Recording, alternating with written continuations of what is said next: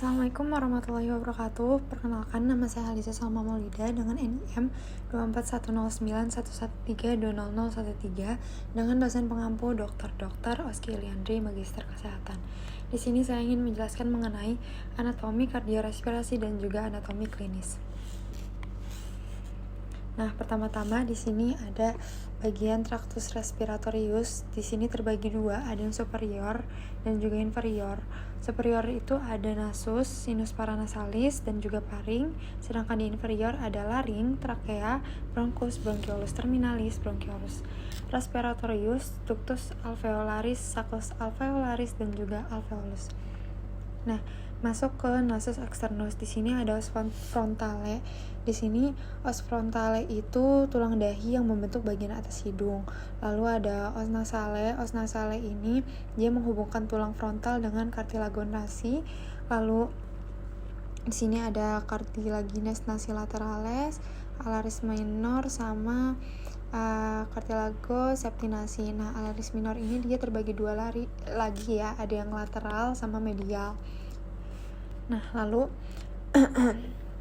cartilago septinasi ini dia adalah tulang rawan yang memberi sekat yang memisahkan rongga hidung kanan dan juga kiri. Nih, cartilago septinasi di sini. Nah, lalu masuk ke nasus internus. Di sini tadi udah ya os frontale. Nah, os nasale juga udah. Di sini ada vomer. Jadi vomer ini adalah tulang tipis yang membentuk bagian bawah septum hidung.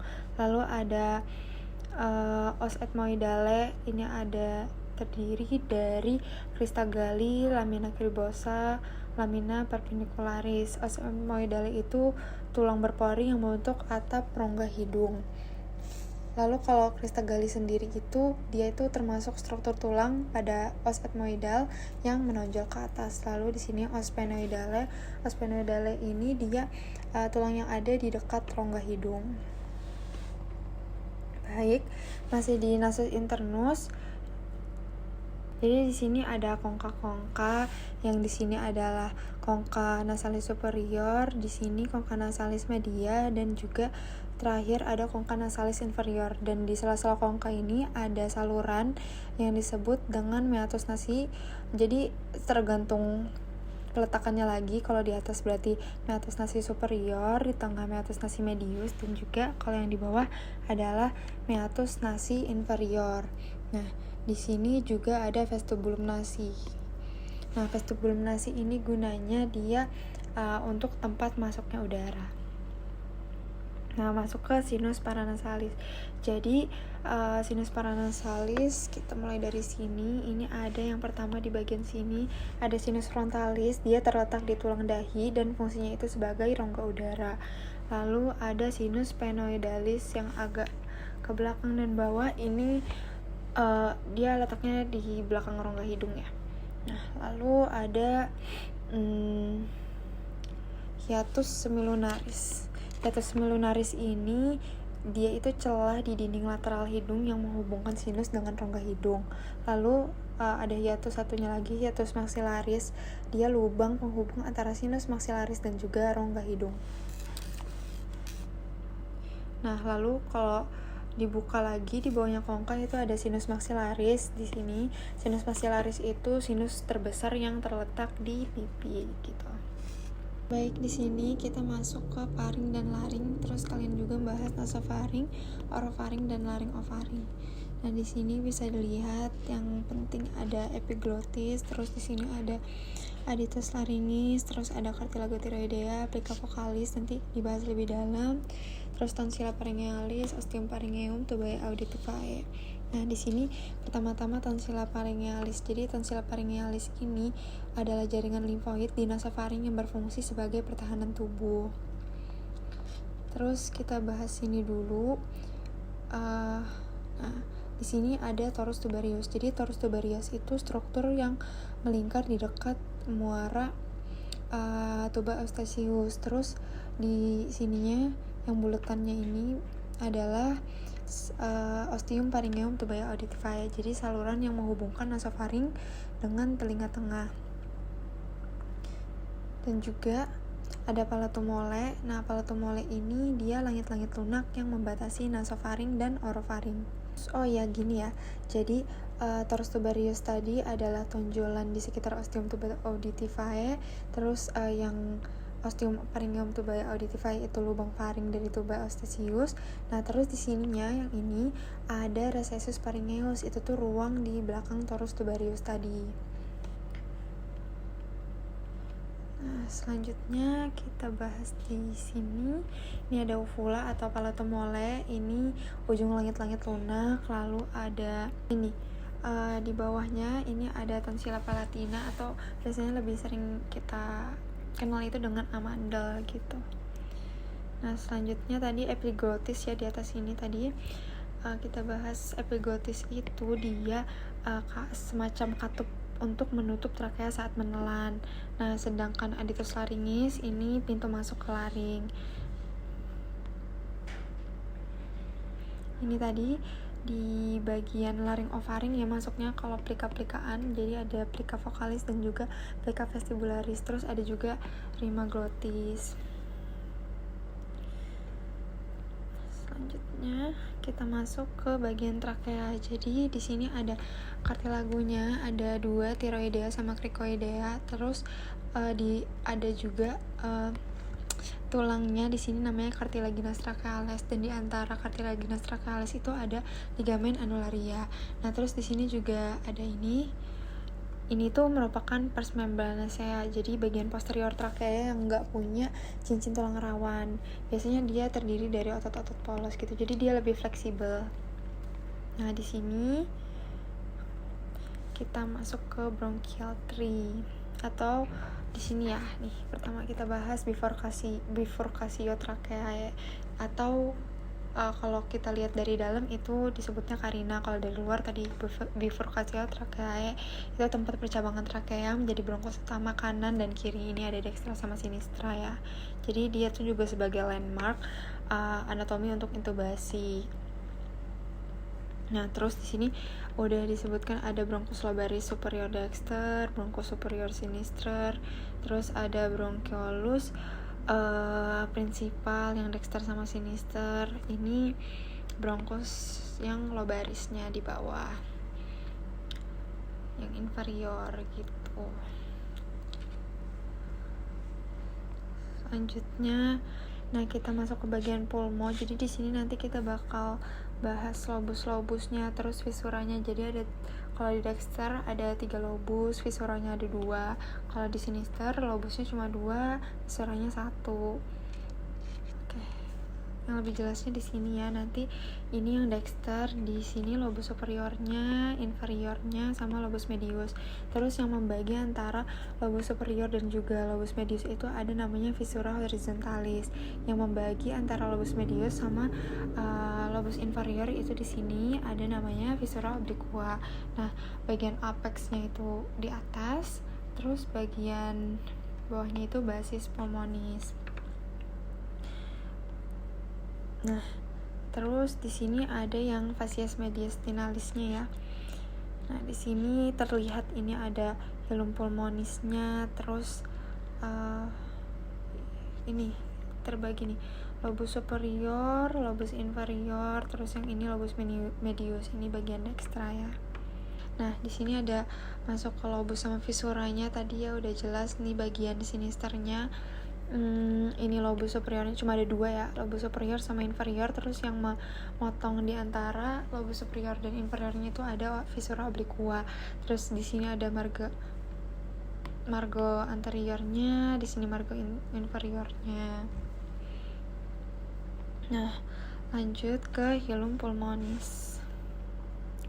Nah, jadi di hilus pulmonis. Hilum pulmonis or hilus pulmonis. Nah, di sini yang pertama-tama dia ada arterinya, arteria pulmonalis. Terus di sini ada juga vena pulmonalis superior dan juga inferiornya. Jadi di sini kebalik ya. Biasanya kan kalau arteri dia merah. Nah, kalau di sini arteri dia tuh biru. Venanya yang merah gitu. Ini sama ini yang di bagian sinister karena dia visuranya cuma 1. kebaginya. Kalau di sini tuh ada 2 set gitu. Oh ya, kalau di kanan tadi dia tuh ada bronchus lobaris superior. Terus kalau yang di kiri itu dia cuma ada 1 bronchus utama yang di bawah arteri pulmonalisnya gitu. Selanjutnya ini masuk ke pleura. Jadi di sini ada pleura parietal sama visceral. Jadi parietal itu yang lebih luar, visceral itu yang langsung menempel ke bagian paru-parunya gitu. Terus ada juga cavitas pleura, ini ruang di antara 2 pleura gitu. Jadi isinya tuh cairan untuk ngurangin untuk mencegah gesekan saat bernafas. Nah, selanjutnya di sini masuk ke anatomi kardiovaskular. Jadi ini menjelaskan anatomi jantung ya. Jantung itu kayak sebagai pompanya. Terus ada juga yang berperan itu pembuluh darah. Pembuluh darah itu kayak anggapannya sebagai selang airnya. Jadi aluran sirkulasi darah itu dia itu pertama-tama dari atrium kanan, masuk dari vena cava superior dulu, terus masuk ke atrium kanan, terus ke ventrikel kanan, terus masuk ke arteri pulmonal, terus ke atrium kiri, ventrikel kiri, terus ke aorta, terus ke seluruh tubuh gitu. Nah, jadi ini mau bahas lokasinya dulu. Dia itu ada di cavitas thorax ya, spesifiknya di mediastinum medius. Jadi dia itu kayak sedikit condong ke kiri tubuh, ke bagian kiri tubuh. Posisinya itu memanjang dari tulang rusuk kedua ICS 2 terus ke ICS 6. Udah sih. Terus ini ruang jantung itu dia ada 4. Jadi ada 2 atrium dan juga 2 ventrikel. Nah, ini masuk ke ventrikel dan juga atrium yang di dextra. Di sini ini aorta ascendens, terus ini arcus aorta. Vena cava superior. Nah, jadi vena cava superior itu pembuluh darah besar yang membawa darah dari kepala dan lengan juga untuk memasukkan ke atrium kanan. Nah, nanti keluarnya di sini. Nah, di sini kita bisa lihat pertama-tama di sini ada musculi pectinati. Ini otot di atrium kanan, dia itu meningkatkan kekuatan kontraksi tanpa menambah massa atau beratnya gitu. Terus di sini juga ada crista terminalisnya di samping musculus pectinati. Ini garis batas anatomi antara dinding halus dan bagian musculi pectinati ini. Lalu ada ini di sini ada chordae tendinae. Jadi chordae tendinae ini tali serabut yang menghubungkan katup ke otot papilaris dan juga ini mencegah pembalikan katup. Nah, di sini ada musculus 1 doang papilaris, tapi terbagi 2, posterior dan anterior. Nah, musculus papilaris ini merupakan otot kecil di ventrikel yang menarik chordae tendinae saat jantung berdetak. Lalu di sini ada trabecula carneae, ini jaringan otot di dinding ventrikel yang membantu kontraksi otot jantung gitu. Nah, di sini ventrikel dan atrium yang bagian sinistra sama ada musculus papilaris anterior, chordae tendinae, ini yang posterior. Terus kurang lebih kalau bagian ini sama sih, kanan kiri. Nah, di sini ada sinus coronarius juga ya. Ini saluran pengumpul darah dari vena jantung ke atrium kanan, nanti bakal dibahas juga. Sama aja. Terus nih katup-katupnya gitu. Nah, di sini katup jantung. Nah, pertama-tama di bagian sini ini disebut dengan valva semilunaris. Nah, jadi pertama-tama yang bagian atas ini ada valva trunci pulmonalis.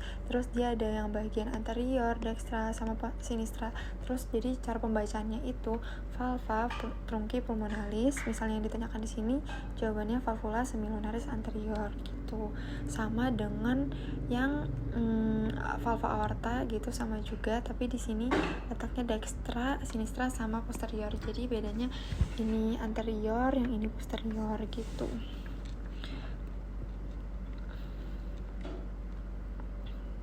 Terus ini ada trigonum fibrosum sinistrumnya, ini septum interventrikular. Nah, di sini kita bahas yang valva anterioventricularisnya.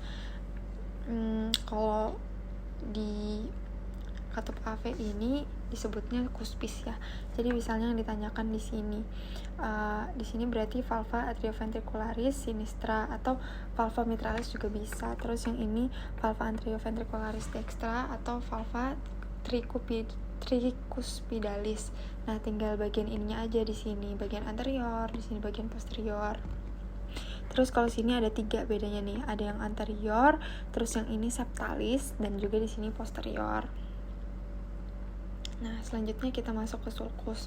Jadi ini ada sulcus-sulcusnya. Yang pertama sulcus coronarius, ini alur di permukaan jantung yang memisahkan atrium dari ventricle.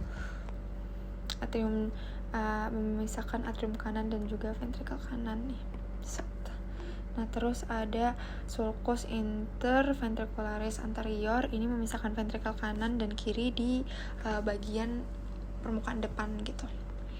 Nah, lalu di sini ini sama sulcus interventricularis posterior, dia memisahkan ventricle kanan dan kiri di bagian posterior. Nah, kita masuk ke koronari atau pembuluh arteri koroner. Jadi di sini ada arteri koronaria dextra, terus arteri koronaria sinistra. Koronaria dextra itu dia memasok darah ke atrium kanan, ventricle kanan, dan juga sebagian dari septum interventrikular. Sedangkan arteri koronaria sinistra dia mengalirkan memasok darahnya ke bagian kiri gitu. Terus di sini ada ramus-ramusnya atau percabangannya, ramus nodi sinu atrialis, ini cabangnya menuju nodus SA gitu. Dia penting banget ini untuk ritme jantung. Nah, terus di sini ada ramus nodi anterioventricularis. Ini berjalan di sulcus interventricularis posterior, menyuplai bagian belakang posterior septum interventrikular. Pokoknya di sini ramusnya ada nodi atrioventricularis, marginalis dexter, terus interventricularis yang posterior. Kalau di coronaris sinistra ini ada ramus circumflexus, ramus interventricularis yang anterior, terus ada ramus marginalis sinister, sama aja. Melingkar ke belakang dan juga dia nyuplai bagian lateral dan posterior ventricle kiri gitu. Nah, selanjutnya ke vena. Nah, ini yang di highlight itu ada great cardiac vein, atau dia mengikuti arteri interventrikular anterior, mengalirkan darah dari ventricle kiri ke sinus koroner. Lalu ada small cardiac vein, ini atau cardiac parva juga bisa disebutnya, mengalir di sepanjang arteri koroner kanan dan dia mengalirkan darah dari bagian posterior ventricle kanan. Lalu ada yang middle cardiac vein, ini terletaknya di sulcus interventrikular posterior, dia mengalirkan darah dari bagian belakang jantung. Nah, ini yang paling besar, coronary sinus atau sinus coronaria, ini sudah ada aku mention juga tadi di bagian atas. Ini vena besar tempat semua vena koroner bermuara, jadi dia membawa darah ke atrium kanan. Oke, selanjutnya ke perikardium. Jadi di perikardium ini ada terbagi 3, ada yang endokardium, miokardium, sama epikardium. Jadi yang paling dalam itu endokardium, yang tengah ini otot-otot ini miokardium, terus yang paling luar epikardium. Nah, yang paling luar ini ada terbagi 2, ada yang fibrosum sama serosum. Yang fibrosum itu dia lebih kaku, lebih tebal, dan juga ya terletak paling luar nih. Lalu yang serosum ini dia terbagi menjadi 2 lagi, ada yang parietal sama visceral gitu. Oh ya, aku mau bahas sedikit tentang kelistrikan jantung. Jadi nanti kelistrikan jantung itu bakal pacemakernya itu adalah nodus SA gitu. Terus nodus anteroventricularis juga ada setelah dari nodus SA ke nodus nodus AV. Terus dia bakal ke bundle of His. Terus di bundle of His nanti terbagi dua kanan kiri, terus menjalar ke Purkinje gitu. Di sini masuk ke anatomi klinisnya, aku mau bahas di tetralogy of Fallot. Jadi tetralogy of Fallot ini adalah kelainan jantung bawaan yang terdiri dari 4 masalah utama. Jadi nggak cuma satu, makanya namanya tetralogy of Fallot gitu. Jadi yang pertama ada overriding aorta, stenosis pulmonal, terus ada defect septum ventricle dan juga hipertrofi ventricle di bagian kanan. Nah, yang pertama overriding aorta. Jadi overriding aorta ini dia menyebabkan aorta itu menerima darah dari ventrikel kanan dan kiri. Sedangkan stenosis pulmonal itu dia menyempitkan aliran darah ke paru-paru. Lalu ada yang defect septum ventricle tadi atau VSD itu dia memungkinkan darah yang kaya akan oksigen bercampur dengan darah miskin oksigen, jadi kayak kecampur gitu, padahal kan nggak boleh. Jadi ventrikelnya yang kanan itu bakal bekerja lebih keras dan mengalami hipertrofi. Nah, gejala utamanya biasanya dia bakal kulitnya itu kebiruan gitu, terutama saat sedang beraktivitas yang berat atau pas nangis juga jadi agak kebiruan gitu. Nah, selanjutnya ini yang terakhir ada patent ductus arteriosus. Ini adalah kelainan di mana ductus arteriosusnya, ductus arteriosus itu penghubung antara aorta dan juga arteri pulmonalis itu gagal menutup setelah lahir. Jadi hal ini menyebabkan darah dari aorta itu kembali mengalir ke paru. Jadi kembali gitu darahnya, yang menyebabkan kelebihan volume darah dan juga beban kerja jantung yang meningkat. Dan gejalanya itu biasanya napasnya cepat, terus sulit makan. Kalau kasusnya udah berat banget ya dia bakal gagal jantung gitu. Mungkin sekian penjelasan dari saya. Terima kasih. Mohon maaf jika ada kesalahan dalam penyampaian. Assalamualaikum warahmatullahi wabarakatuh.